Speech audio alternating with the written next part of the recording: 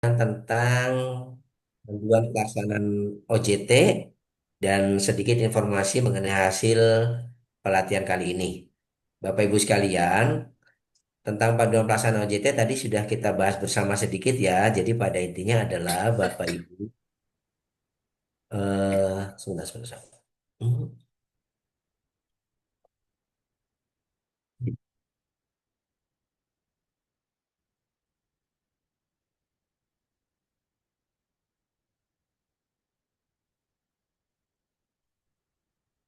Jadi Bapak Ibu, praktek OJT itu adalah berpraktek di lapangan.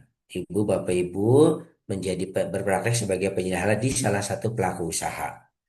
Bagi yang Bapak Ibu sudah bekerja di perusahaan, berarti bisa menjadikan tempat bekerja Bapak Ibu sebagai tempat OJT-nya. Bagi yang tidak, berarti Bapak Ibu harus mencari tempat OJT yang memenuhi kriteria. Pertama adalah kriteria yang bisa dipilih masuk dalam kategori skala usaha yang berskema reguler jika akan mengajukan sertifikasi halal, bukan yang self declare Bapak Ibu. Kemudian bisa ditambahkan yang sudah memiliki NIB, kategori usahanya bebas, boleh yang menghasilkan produk dalam bentuk barang maupun yang sifatnya jasa, ya. Kemudian skala usahanya boleh mikro, boleh kecil, boleh menengah, boleh besar, asalkan dia berskema reguler. Kemudian pilihlah tempat yang terdekat, Bapak Ibu. Jangan pilih yang jauh-jauh karena takutnya waktunya habis di perjalanan. Kemudian Oke, kemudian untuk pembuatan OJT ini, Bapak Ibu sekalian, dilarang mengambil laporan dari teman ya yang mungkin sudah mengikuti training dari kita. Nanti kalau terdetek bisa gagal. Kemudian tidak boleh yang mengerjakan orang lain ya. Jadi harus yang mengerjakan adalah diri kita sendiri, yang melakukan OJT adalah Bapak Ibu sendiri. Kemudian peserta harus melakukan kunjungan. Jadi tidak boleh tidak melakukan kunjungan. Ya, kalau tadi dibahas yang urusannya di luar negeri berarti secara mungkin saya mentolerir ya, karena memang sudah jelas itu Bapak untuk apa pelaku usaha tersebut, tapi mohon dibuktikan dengan bukti-bukti yang cukup bahwa Bapak Ibu melakukan komunikasi yang intens dengan pelaku usaha yang di luar negeri tersebut. Kemudian harus menyertakan dengan bukti-bukti dokumen foto kegiatan OJT. Bapak Ibu sekalian, saya sudah men-share tentang surat pengantar ya dan pernyataan on the job training. Jadi itu nanti Bapak Ibu itu ditandatangani oleh pelaku usaha yang membuktikan bahwa Bapak Ibu memang betul-betul melakukan OJT di tempat tersebut dan Bapak Ibu adalah peserta pelatihan dari kami. Kemudian Bapak Ibu sekalian, lembar code COD itu juga sudah saya kirimkan juga. Itu ada template-nya. Nanti kita akan coba buka bersama Bapak Ibu. Tapi saya menjelaskan dulu yang ini. Nah, upload tugas Bapak Ibu sekalian, tugas-tugas kelas kan Bapak Ibu sudah kerjakan. Ya, nanti kalau sampai dengan nanti ada yang belum lengkap, nanti akan saya informasikan Bapak Ibu. Kemudian baru dilanjutkan dengan tugas OJT. Berisi 4, yaitu surat pengantar persetujuan yang ditandatangani, kemudian dokumentasi foto-foto kegiatan selama OJT. Mungkin tidak perlu banyak-banyak Bapak Ibu, 5 atau 6 foto sudah cukup yang membuktikan kehadiran Bapak Ibu di sana. Kemudian nanti ada manual EJPH ya, template yang mungkin nanti Bapak Ibu harus lengkapi. Agak mirip dengan LK1, LK2 yang sudah Bapak Ibu kerjakan, tetapi lebih lengkap lagi karena di dalamnya ada lampiran-lampiran yang perlu Bapak Ibu isi dan lengkapi. Kemudian lembar tugas ketiganya yang lain adalah pembuatan satu contoh SOP. Nanti Bapak Ibu sekalian, review dan revisi laporan OJT itu dilakukan selama masa pendampingan oleh fasilitator pendamping. Jadi nanti akan ada komunikasi, Bapak Ibu mengkomunikasikan tugasnya, mengkonsultasikan tugasnya. Nanti fasilitator pendamping akan mengecek, kemudian nanti kalau ada perbaikan-perbaikan atau saran-saran perbaikan atau arahan-arahan perbaikan, Bapak Ibu silakan untuk memperbaiki dan melaporkannya kembali. Biasanya mungkin selama masa konsultasi itu lewat WA Japri saja. Jadi Bapak Ibu menjapri fasilitator pendampingnya nanti akan ada apa pembimbingan. Jika mungkin masih bisa dilakukan pembimbingan by WA ini ya WA chat atau jika diperlukan misalnya melakukan WA call atau video call itu biasanya dilakukan juga Bapak Ibu. Tergantung nanti paling fasilitator akan melihat ini perlu pembimbingannya seperti apa gitu ya Bu ya. Tapi kalau saya lihat dari nilai postesnya sih nampaknya mudah-mudahan by WA chat saja Bapak Ibu sudah bisa mengerti dan bisa memperbaiki tugasnya. Nah, Bapak Ibu sekalian, batas upload tugas laporan OJT yang sudah dinyatakan sesuai itu hari Senin ya Bapak Ibu tanggal 8 jam 17.00. Jadi kalau saran saya sekarang hari Rabu, Kamis, Jumat, Sabtu Bapak Ibu bisa tuh 3 hari ber-OJT. Nanti mulai Sabtu malam atau Minggu pagi itu sudah mulai mengkonsultasikan tugasnya. Jadi nanti atau Minggu siang ya. Nanti Bapak Ibu harapannya jam 5 sore hari Senin itu sudah clear. Sampai sudah ada pernyataan dari fasilitator pendampingnya bahwa tugas Bapak sudah oke. Silakan upload ke dalam tugas praktek lapangan di sistem. Seperti itu Bapak Ibu. Ini adalah halaman depannya ya untuk tugas JTE, tapi nanti kita bisa buka bersama-sama sekalian saya jelaskan. Nah, Bapak Ibu sekalian, hasil dari pelatihan ini nanti mungkin saya perlu waktu ya karena datanya tadi baru selesai. Nanti maksimum jam 19 saya akan, jadi nanti ada 3 rekomendasi Bapak Ibu. Pertama, rekomendasi pertama adalah Bapak Ibu sudah selesai semua tugasnya, sudah selesai nilai postesnya, poinnya sudah tercapai, nanti Bapak Ibu tinggal melanjutkan ke tahap OJT-nya dengan pendampingan fasilitator. Kemudian nanti ada juga yang mungkin bersyarat. Bersyarat itu biasanya terkait dengan tugas yang belum lengkap atau nilai postes yang belum memenuhi standar di bawah 11 atau nilai total poinnya yang kurang dari 75 ya. Jadi syaratnya tiga-tiga terpenuhi. Jadi dari pakai katanya dan ya. Tugasnya sudah lengkap, nilai dan nilai postesnya lebih dari 11 dan total poinnya 17, 75. Baru itu kemudian Bapak bisa melanjutkan ke tahap OJT. Atau bisa saja dinyatakan tidak dapat melanjutkan OJT atau mengulang pelatihan. Mengulang pelatihan itu biasanya karena misalnya ya tidak hadir selama pelatihan atau hanya hadir sedikit gitu ya. Tapi kalau tadi saya lihat mudah-mudahan yang kategori ketiga ini tidak ada. Nanti sebelum jam 19 insya Allah saya sudah melaporkan ini di grup ya tentang siapa saja yang bersyarat-bersyarat. Nanti akan ada begini Bapak Ibu.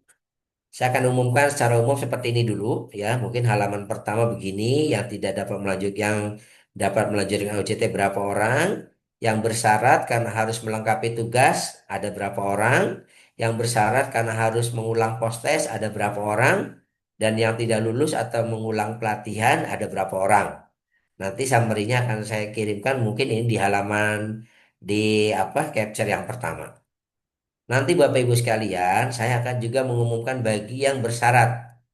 Bersyarat itu nanti mungkin akan ada nama, kemudian saya tuliskan nama-nama peserta yang mungkin tugasnya sampai dengan nanti akan saya tarik data setelah selesai ini ya Bapak Ibu.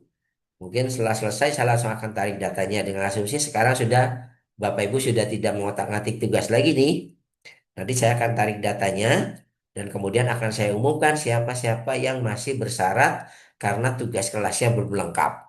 Ya, saya akan tarik datanya di sistem sebentar lagi. Kemudian Bapak Ibu nanti ada juga yang bersyarat karena nilai postesnya kurang dari 11. Jadi harus mengulang postes Bapak Ibu. Mudah-mudahan sih tidak ada ya, tapi tadi saya lihat sekilas tidak ada yang poinnya di bawah 11. Jika nanti ada yang poinnya di bawah 11, nanti besok akan saya buka link postes ulang jam 10. Tapi jika tidak ada berarti tidak ada ya Bapak Ibu. Saya juga nanti akan umumkan juga peserta yang mungkin harus mengulang ya tidak dapat melanjutkan tahap OJT dan harus mengikuti mengulang pelatihan itu nanti akan saya infokan jika ada. Jika tidak ada berarti tidak ada Bapak Ibu ya. Nah Bapak Ibu sekalian, saya perlu mengumumkan ini. Jadi tahapan-tahapan Bapak Ibu setelah pelatihan ini, jadi nanti setelah tanggal pengumpulan tugas Jogja tanggal 8 Desember jam 17. Kemudian nanti saya akan menerbitkan pengumuman kelulusan. Insya Allah besok ya, karena besok setelah nilainya terekap di hari Senin itu, saya perlu merekap dan berdiskusi dengan fasilitator pendamping, dan saya akan umumkan surat tentang SK kelulusan Bapak Ibu. Jadi nanti akan muncul siapa yang sudah lulus, siapa yang belum lulus. Tapi mudah-mudahan sudah lulus. Nah, nanti kemudian penerbitan SKL oleh dari admin LPK ya pada masing-masing peserta. Nanti yang sudah namanya tercantum di sini akan diterbitkan surat keterangan lulus sementara.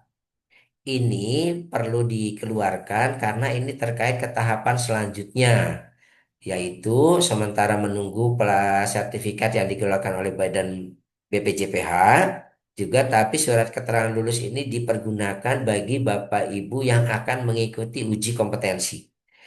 Jadi Bapak Ibu yang kemarin hanya mendaftar sebagai pelatihan saja, maka Bapak Ibu setelah penerbitan SKL tinggal menunggu diterbitkannya surat sertifikat pelatihan ya yang ditandatangani kepala badan. Itu kurang lebih perlu waktu kurang lebih 2 minggu dari penerbitan SKL ini Bapak Ibu.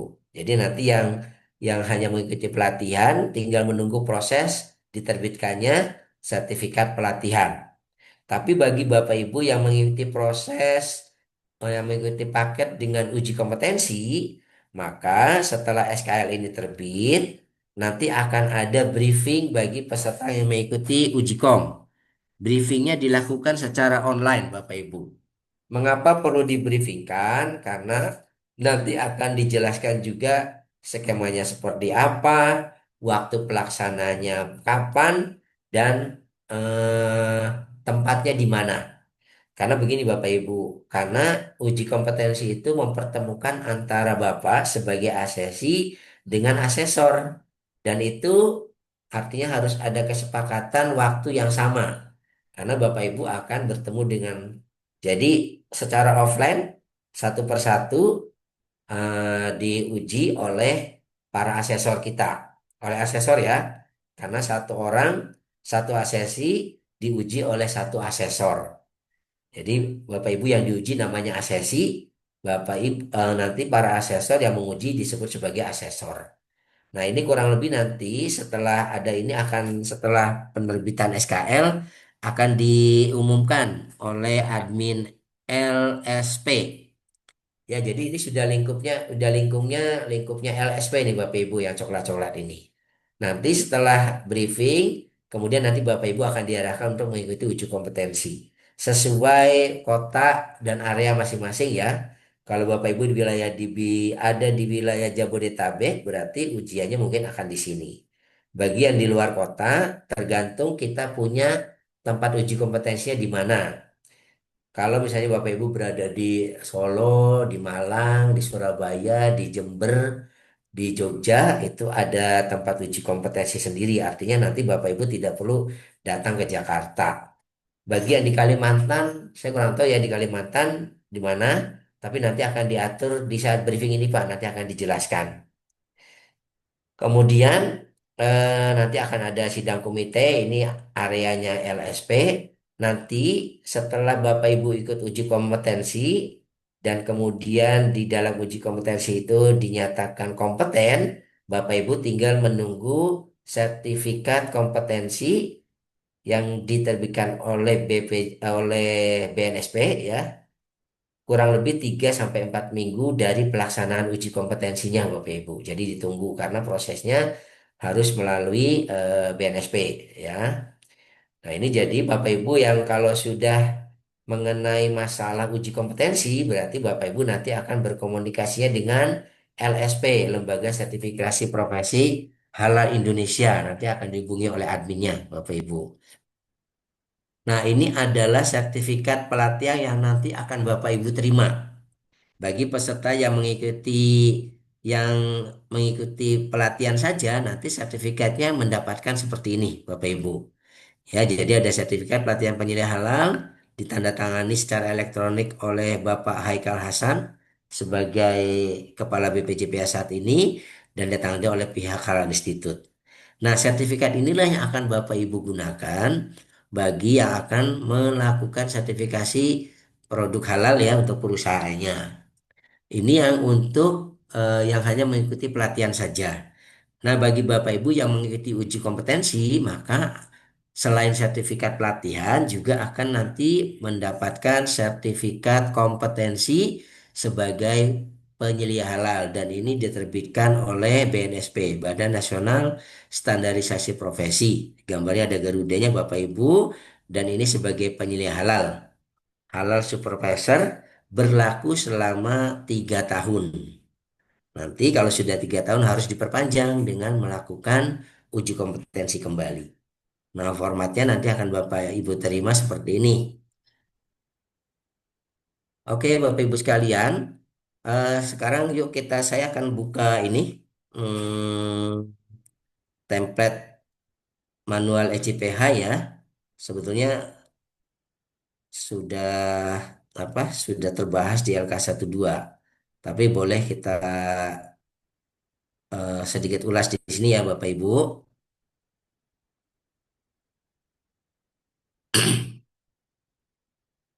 Nah, sama Bapak Ibu, ini ada template manual ECPH ya. Nah, di sini ada nanti Bapak Ibu tolong diisi ya nama pesertanya, nomor induk pesertanya, nomor HP, nama pelaku usaha tempat Bapak Ibu melakukan OJT, kategori usahanya apa, lokasinya di mana, kemudian fasilitator pendampingnya siapa. Nanti kalau ini sudah Bapak Ibu kerjakan semua, tinggal diberi tanda checklist, centang ya. Kemudian ini ada lembar yang berisi surat pengantar. Jadi surat pengantar tadi setelah sudah kami kirim, setelah ditandatangani Bapak Ibu sematkan di sini ya. Sematkan di sini. Kemudian foto dokumentasi juga 5-6 foto sebagai bukti Bapak Ibu melakukan aktivitas di tempat OJT disematkan di sini Bapak Ibu. Kemudian ini ada template manual EJPH. Kalau Bapak Ibu yang sudah mengerjakan LK1, LK2 sebetulnya tinggal memindahkan karena isinya ya sama dalam melengkapi ya Bapak Ibu. Kemudian yang membedakan adalah di sini lampiran-lampirannya Bapak Ibu. Di sini ada 22 lampiran dan itu Bapak Ibu harus lengkapi. Oh, 21 ya. Ini juga sama, tinggal ditandatangani jika Bapak Ibu menggunakan kebijakan halal template ya. Tapi kalau Ibu, oh saya punya kebijakan halal lain, ada tambahan selain di sini, nggak masalah. Yang penting adalah tanda tangan. Bapak Ibu sekalian, di sini kalau misalnya ada kolom-kolom yang harusnya bertanda tangan, tolong disematkan tanda tangannya. Walaupun elektronik ya, ataupun misalkan hasil hasil dari scanan atau capture ya, boleh. Yang penting mengapa saya harus tegaskan di sini disematkan supaya Bapak Ibu tuh ingat bahwa di sini memang harus ada tanda tangannya pada saat Bapak Ibu mengajukan sertifikat mengajukan sertifikasi halal beneran gitu ya. Ini juga sama Bapak Ibu. Nah, ini surat penetapan manajemen halal ada tanda tangannya. Kemudian Bapak Ibu sebagai penyelia boleh berposisi sebagai ketua, boleh berposisi sebagai anggota. Tapi misalnya Bapak Ibu sebagai anggota nih di sini, maka jabatan di sini tulisnya penyelia. Karena nanti ini yang menjadi dasar bagi auditor untuk mengetahui siapa penyelianya, begitu Bapak Ibu. Ini lanjut semuanya. Nah, ini daftar bahan juga sudah dipraktekkan ya di saat pelatihan. Tapi mungkin di sini Bapak Ibu daftar bahannya dilengkapi. Ya, termasuk juga misalnya yang alternatifnya, misalnya minyak goreng merek A, minyak goreng merek B, nah ditulis. Ini untuk apa Bapak Ibu? Biar Bapak Ibu berlatih mencari nomor sertifikat halal sesuai dengan produknya, dengan bahan yang digunakan. Ya, ini lanjut semuanya. Layout juga nanti mohon dilengkapi. Bapak Ibu sematkan layout perusahaan Bapak Ibu. Ya, kemudian juga diagram alih proses juga ya Bapak Ibu silakan sematkan di sini.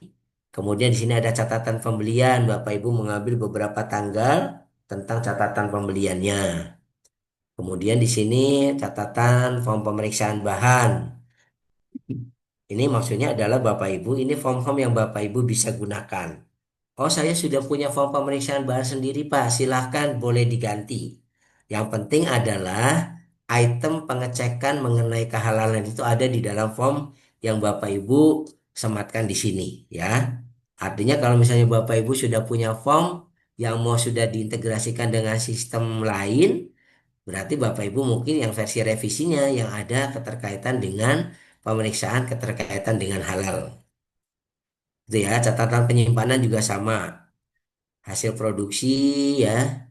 Ini tuh sebenarnya template yang memang pasti ditanyakan gitu loh Bu. Jadi memang ini istilahnya form home standar yang harus dimiliki. Nah ini ada surat permohonan persetujuan penggunaan bahan baru. Bapak Ibu, Pak saya tidak akan mengajukan permohonan bahan baru, berarti ini dikosongkan saja. Saya katakan tidak boleh. Bapak Ibu kalau ini isinya mengandaikan saja Bu. Misalkan Bapak Ibu menggunakan penyedap merek A. Saya mengandaikan kita berlatih untuk mengisi form ini. Sehingga Bapak Ibu diminta mengandaikan untuk mengajukan bahan lain yang sekiranya untuk diajukan sebagai penambahan permohonan penambahan bahan baru. Ini ada dua, tapi Bapak Ibu kalau mengisi satu pun sudah cukup. Ya.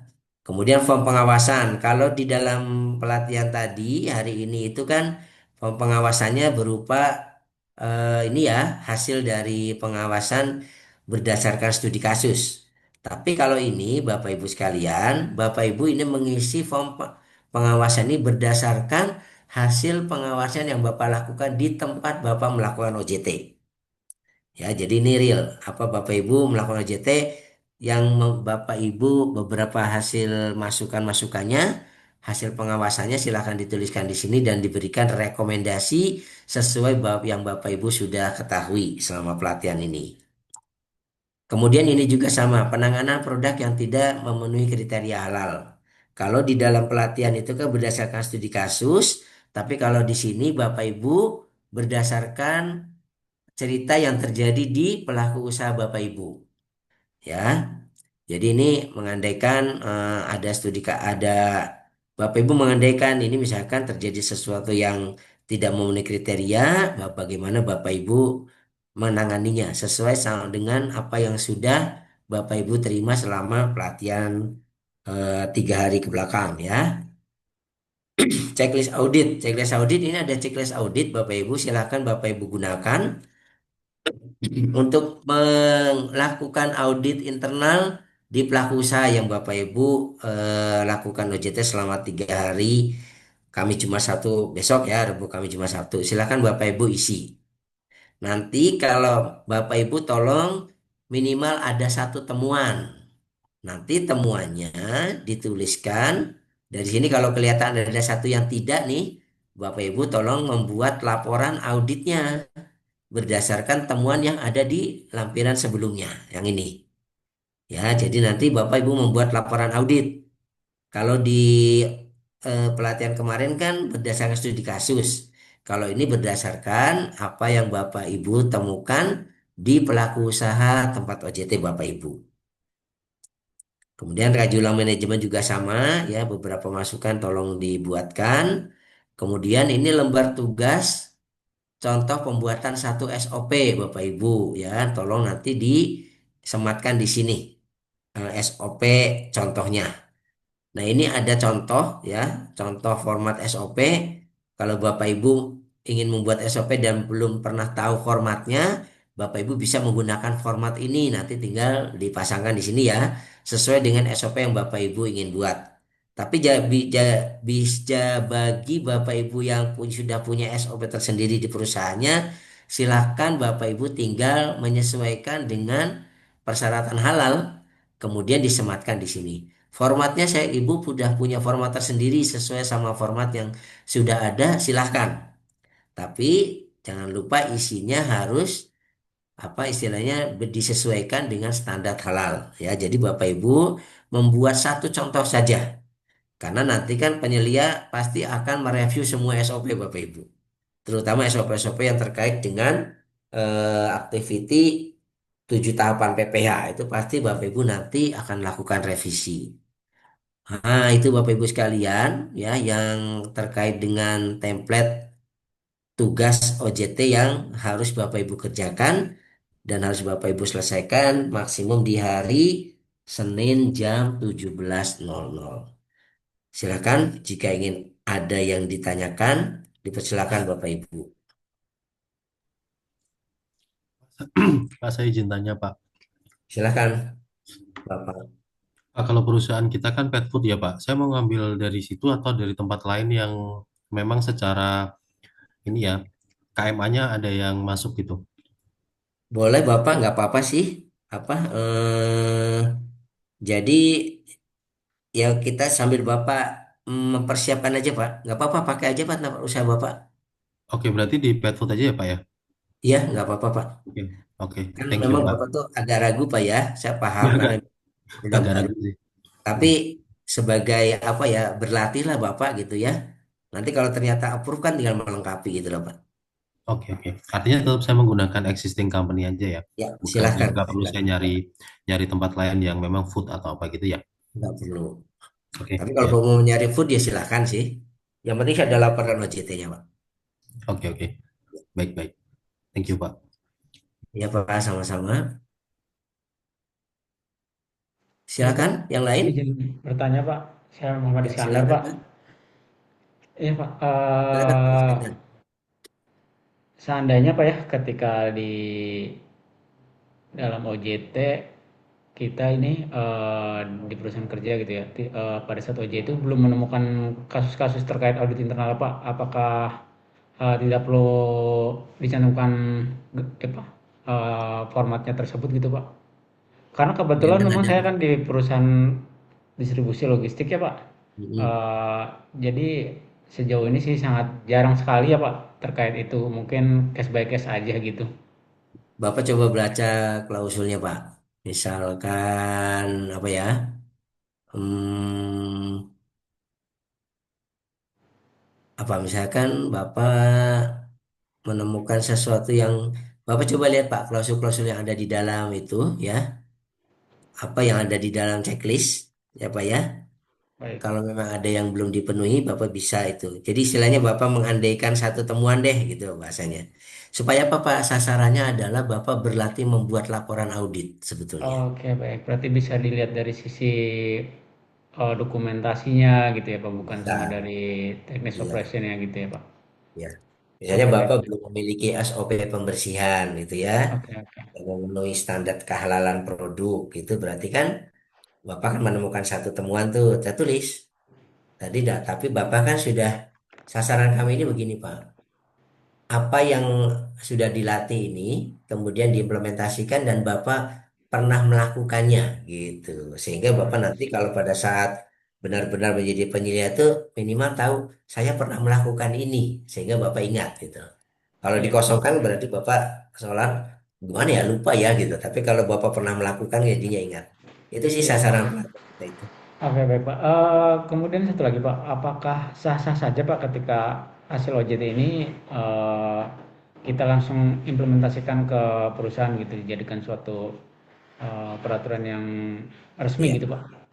boleh Pak. Justru itu yang baik. Hanya mungkin Oke, harus lebih lengkap ya Pak ya.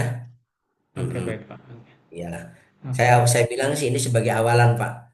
Kayak iya, tadi ya, misalnya kalau usaha makanan punya 30 menu, ya minimal 5 menu itu sudah jadi, kan gitu kan, tinggal dilanjutkan. Bapak juga sama, mempersiapkan misalnya SOP-SOP, mungkin pada pelatihan ini kan baru satu SOP yang sudah Bapak review atau Bapak sudah buat. Tinggal berarti kan melanjutkan dengan SOP-SOP yang lain, gitu, Pak. Atau oke baik Bapak kan Pak. review isinya tuh, mana yang relevan dengan apa usaha distribusi. Sebenarnya kan begini Pak, kalau yang tidak yang ada itu kan template itu kan sifatnya umum ya. Semua Iya, sesuai sesuai dalam kerangka Kepkaban 20 tuh. Semuanya kan ada. Tapi jika Bapak merasa oh ini tidak diterapkan nih di industri distribusi ya berarti kan Bapak sudah mulai menyaring gitu kan gitu kan. Atau ada nih tapi kayaknya kurang lengkap. Bapak kan bisa lengkapi. Begitu biasanya seperti itu Pak. Kalau yang untuk namanya makanya di sini disampaikan template ini sifatnya general, berlaku untuk semua pelaku usaha. Tapi jika memang seperti gini, misalnya ada di situ saya jelaskan juga di template itu tentang penyembelihan. Loh, kalau kita memang tidak ada aktivitas penyembelihan, berarti kan harus dihapus, dihilangkan. Iya. Sehingga benar-benar apa yang Bapak buat ini, apa yang Bapak Ibu buat ini sudah benar-benar menggambarkan manual EJPA yang sesuai dengan lingkup bisnisnya Bapak Ibu, gitu tempat OJT-nya. Oke, baik Pak. Oke, Ya, terima kasih Pak atas sama-sama Bapak Ibu. Silakan yang lain. Saya mau bikin bertanya, Pak Asep. Silakan. Diagram alir perusahaan jika ada yang bersifat konfidensial, apakah boleh jujur? Ya, Diagram terima alir kasih. itu apa Bu? Yang Ibu konfidensial kan? Proses ada satu proses ini diproduksi yang kita nggak bisa publish. Oke. Hmm, mungkin kalau di pelatihan sih boleh ya Bu ya. Tapi bukan mungkin ada yang lain. Tapi kalau misalnya pada saat, tapi kalau di dokumen manual EJP itu nanti pasti apa? Kalau auditor pasti minta tuh Bu, boleh bertanya. Tapi jangan khawatir Bu, secara ini kan auditor itu kan punya kode etik dan peraturan ya, dilarang membocorkan rahasia yang sifatnya rahasia perusahaan. Kalau terkait formula sebetulnya kan auditor itu tidak sampai bertanya, misalnya formula ya, formula bikin sesuatu kan tidak sampai bertanya jumlah yang dipakai, tapi kan materi yang dipakainya. Kalau saya jadi auditor, saya akan bertanya itu cuma materi apa yang dipakai, tidak sampai pada jumlahnya gitu ya. Begitu sih, kecuali mungkin kalau misalnya mau mengambil sampel, oh maaf, Ibu dari perusahaan apa Bu? Maaf. Perusahaan vanila, Pak, mengelola Oh, vanila. vanilla. Oke. Tapi maksudnya makanan minuman ya, makanan ya Bu ya? Apa ya? Makanan bin, Pak, bin masih bentuk Oh, bin, masih bukan oke, oke, ekstrak oke. ya. Oh iya, oke, oke. Oke Ibu, nggak apa-apa. Jadi kan itu alur proses. Sebenarnya kalau bicara alur proses itu apa ya Bu ya? Ada dua versi sebenarnya. Ada yang memang alur proses bisnis, ya Bu ya. Ada alur proses misalnya membuat sesuatu itu. Jadi kan secara umum kan alur proses bisnis kan umum. Kalau alur proses pembuatan sesuatu mungkin itu sih ada pada prinsipnya kan, tapi kalau sampai kemudian sampai apa ada formula-formula mungkin tidak perlu ditampilkan gitu Ibu. Ya Bu ya. Oke, Baik, Pak. yang lain Terima kasih. sama-sama Ibu.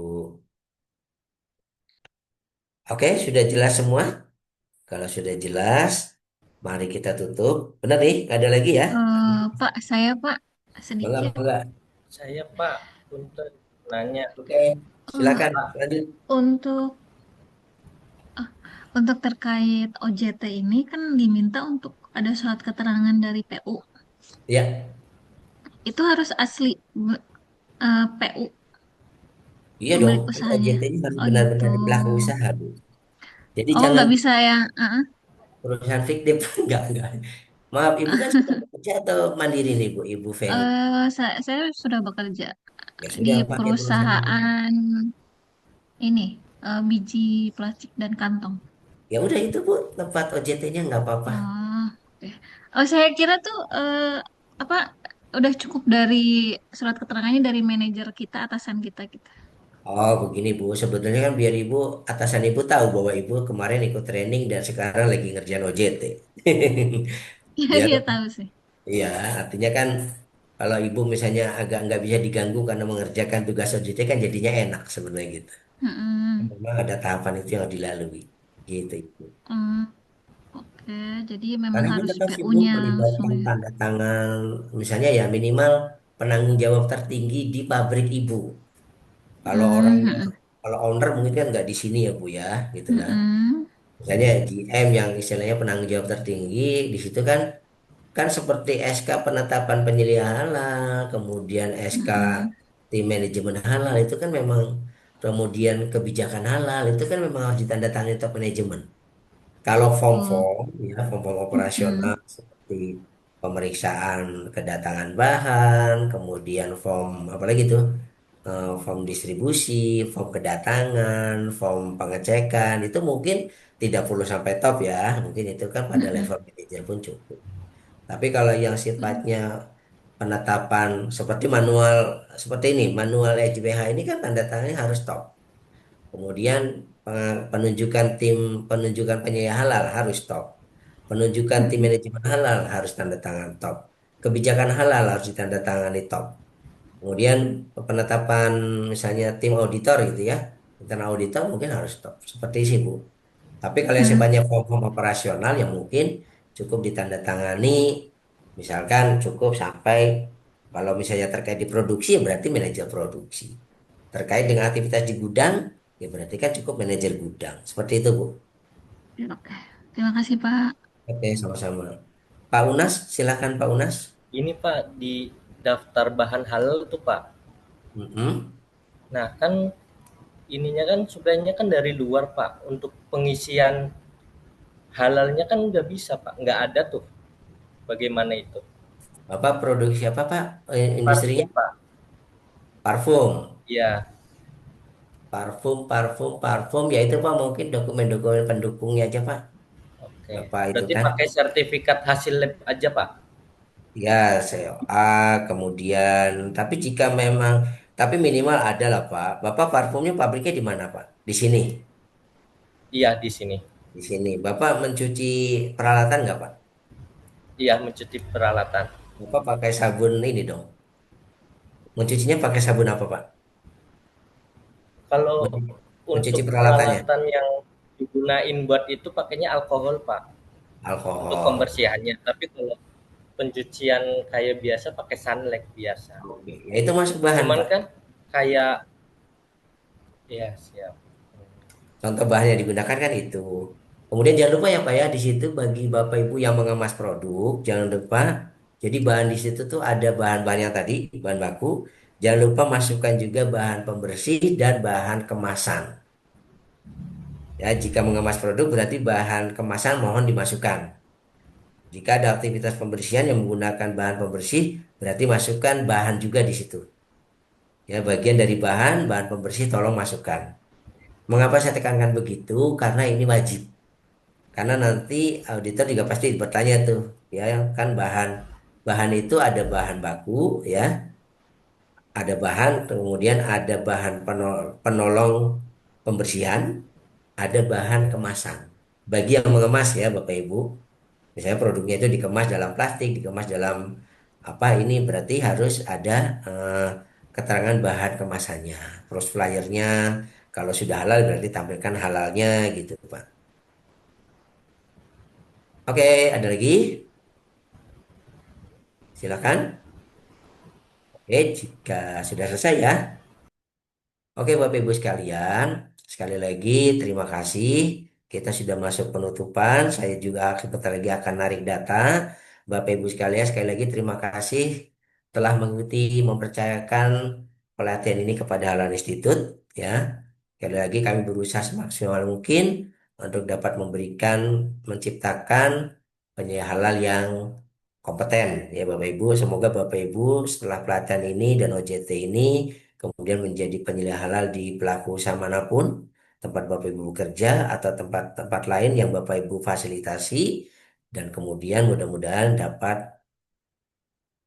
menjadi pejuang-pejuang halal dalam rangka meningkatkan ini ya Bapak Ibu, mensukseskan program pemerintah untuk mensertifikasi produk-produknya dan memberikan kenyamanan bagi para konsumen di Indonesia, khususnya Muslim. Bapak Ibu sekalian, kita tutup acara ini. Sekali lagi terima kasih.